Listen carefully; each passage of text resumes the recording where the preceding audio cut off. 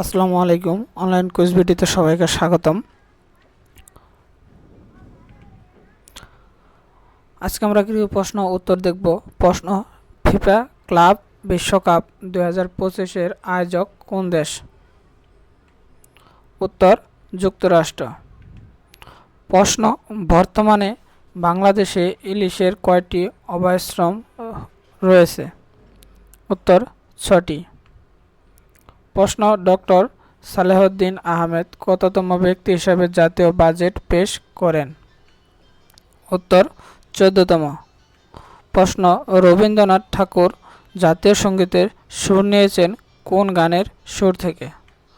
উত্তর: বাউল। প্রশ্ন: সম্প্রতি ইসরায়েলের ইরানের হামলার সাংকেতিক নাম কি? উত্তর: অপারেশন রাইজিং লায়ন।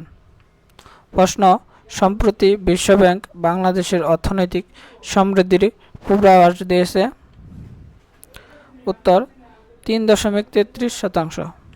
প্রশ্ন: মৌলভীবাজারে ভয়াবহ মাগুরছড়া বিস্ফোরণ হয় কবে?